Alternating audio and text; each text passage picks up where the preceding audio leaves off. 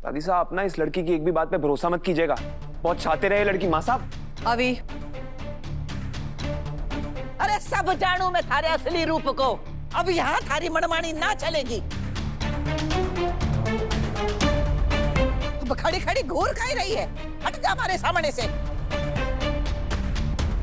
जब देखो जब दिमाग खराब कर देवे हमारा। माजी साहब, माजी साहब, दूर हट, छोड़ मारे। तो आयो। दादी माजी साहब बात सुनिए।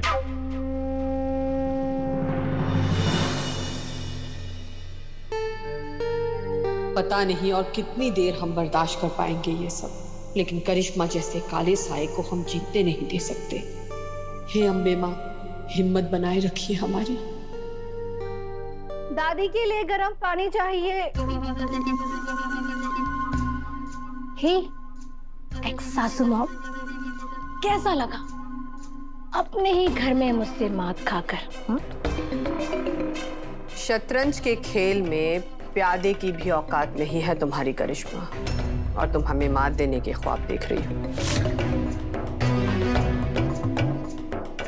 शतरंज के खेल में प्यादे बनने की औकात भले ही ना हो मेरी, पर भूलिए मत, सांप सीढ़ी की नागिन हूं मैं, नागिन।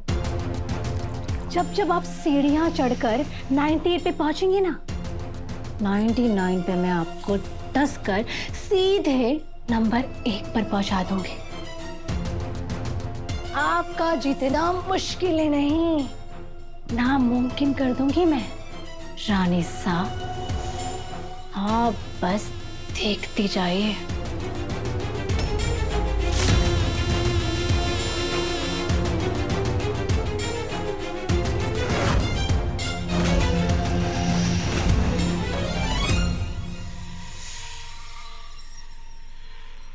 यही फर्क है तुम में और हम में करिश्मा। हम शतरंज से कम कुछ सोचते नहीं और तुम लूडो से ज्यादा कुछ समझती नहीं। बचपना गया नहीं है तुम्हारा। खैर, हम बस माजी सा की सेहत को लेकर चिंतित हैं, वरना 1 मिनट में तुम्हें चौहान परिवार के बाहर फेंक देते हम। उनकी चिंता करके क्या फायदा रानी साहब, बस कुछ ही दिनों के तो मेहमान हैं वो। पर वो कुछ दिन मेरे लिए बहुत है इस चौहान एम्पायर को बर्बाद करने के लिए। चौहान एम्पायर को बर्बाद करने के लिए 100 जन्म लेने पड़ेंगे तुम्हें करिश्मा। और रही बात माजी सा की, तो बहुत जल्द हम उन्हें तुम्हारे काले साए से मुक्त करेंगे। और जब उन्हें तुम्हारे बारे में सारा सच पता चल जाएगा, उसके बाद वो खुद तुम्हें धक्के मार के इस घर से बाहर फेंक देगी। वाह, सपने तो आप भी गजब के देखती हैं एक सासू माँ, पर अफसोस इस बार आपके सपने आधे में ही टूट जाएंगे। जाओ, जाकर अपना काम करो, पगार मिल रही है इसके लिए तुम्हें। वैसे भी माजी साहब को कामचोर लोग पसंद नहीं है।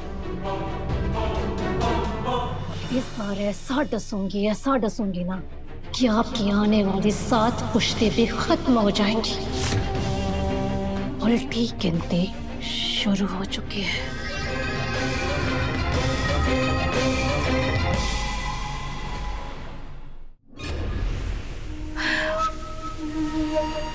काम डाउन करिश्मा, काम डाउन।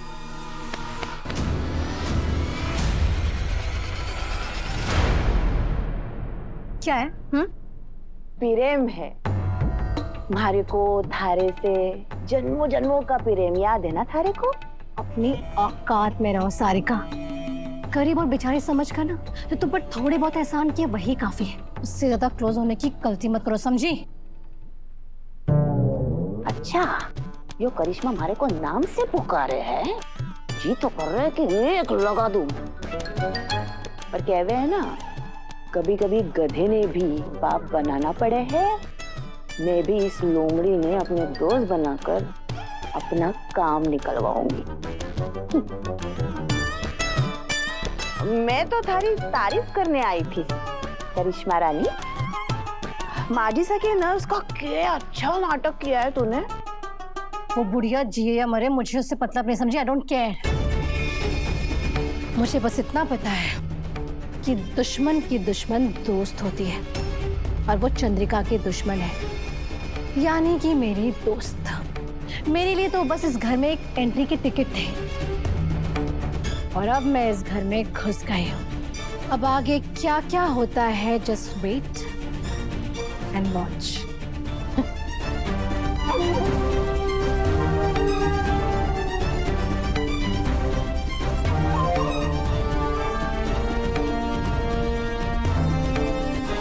अरे बस कर, बढ़ाया सेवा करने वाला। दादी जी, अच्छी बात आई। ये लीजिए गर्म पानी, इससे आपकी खांसी को आराम हो जाए। नीचे आराम से।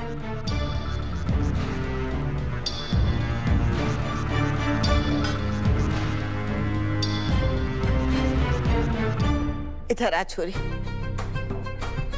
कितने अच्छे से ख्याल रख रही है तुम्हारा। बस ऐसी ही संभालने वाली बहू चाहिए हमारे अपने पोते देव के लिए। सुन ले प्रभात, मैंने तो अपने पोते के लिए बहू पसंद कर ली है। चोखी है ना?